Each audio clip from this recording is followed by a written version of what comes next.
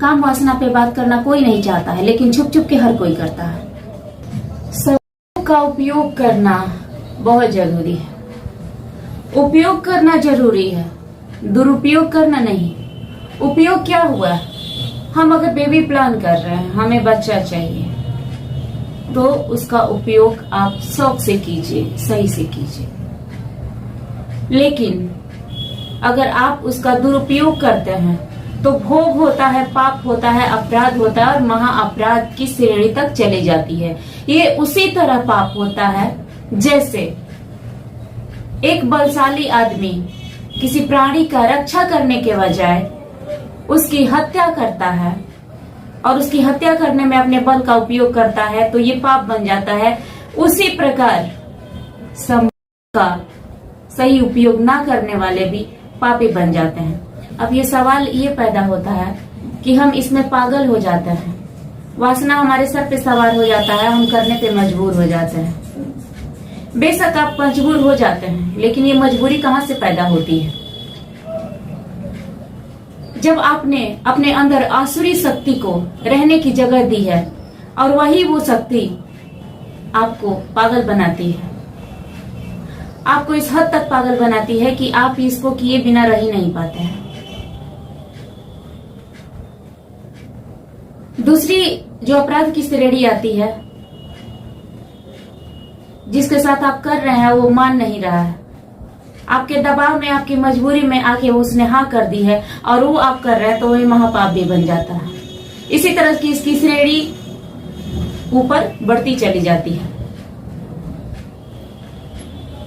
और दूसरे श्रेणी में वो लोग आते हैं जो औरतों को देख के पागल हो जाते हैं, उनकी काम वासना जाग जाती है। ऑफिस में, कार्यालय में, जहां देखी वहां वो अधीर हो गए, धीर हो गए और छलक बैठे।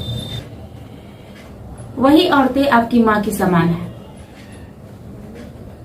कैसे आपकी माँ के समान है, मैं बताती हूँ।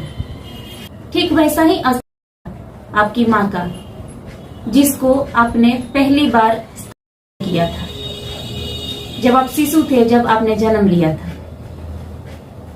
तो आप बड़े हो गए, तो क्या आप अपनी माँ को उसी रूप में देखते हैं जैसे और सब औरतों को देख के आपका पैमाना छलक जा रहा है? क्या अपनी माँ को वैसे देखते हैं? क्यों नहीं देखते हैं? जब उसे देख रहे हैं तो अपनी माँ को भी देखिए। नहीं देखते हैं क्योंकि वो आपकी माँ है। आप कभी शिवलिंग पे जल चढ़ाए हैं? शिवलिंग पे आप जल चढ़ा के आए हैं, आप शिव भगवान को बहुत मानते हैं। लेकिन अगर किसी पेज पे किसी बच्चे ने टेढ़ी मेढ़ी भी शिवलिंग की तस्वीर बना दिया, तो क्या उस पे आप समोसा खाएंगे या फिर उसे कचरे में फेंकने की हिम्मत करेंगे? क्यों? क्योंकि ये आपके भोलेनाथ की तस्वीर है।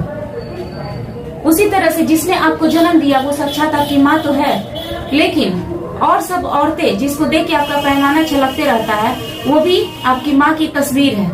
तो आप अपनी माँ की तस्वीर को इस तरह से देखेंगे। अपनी मानसिकता को चेंज कीजिए। हर औरतें आपकी माँ की समान है।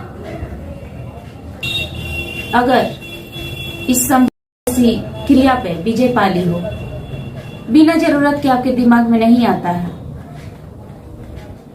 तो आप समझ लीजिएगा आपके अंदर दैवीय शक्ति है। दैवीय शक्ति के कारण वासना आपसे दूर रहती है। आपको जरूरत नहीं है अब। अगर आपको अब जरूरत नहीं है तो वासना भी आपके पास नहीं आएगी। काम वासना पे बात करना कोई नहीं चाहता है, लेकिन छुप छुप के हर कोई करता है। हम इसको जितना ही चादर से ढकने की कोशिश करते हैं, ये अंदर ही अंदर और बड़ा रूप और विशाल और घातक रूप लेके समाज में उभरते जाता है। और यही कारण है कि रेप होता है। इस वीडियो को ज्यादा से ज्यादा शेयर कीजिए और ज्ञान की प्रकाश फैलाने में एक हाथ अपना भी दीजिए। और जो लोग चाहते हैं कि हम इस काम वासना पे विजय पा लें, उनके लिए एक ही साधन मात्र है, राम का नाम भजना। आपका राम का नाम भजना बहुत जरूरी है। कहीं भी रहिए, राम को दिलों में बैठा लीजिए। जब भी मौका मिले उनसे बात कीजिए, अपना दुख सुख शेयर कीजिए। हमसे जुड़िए, हम कुछ विधि बताएंगे आपको, जिसकी वजह से आप काम वासना पे विजय पा लेंगे और दैवीय शक्ति हमेशा आपकी रक्षा करेगी, हर मोड़ पे आपकी सुरक्षा करेगी। जय सीता मैया की।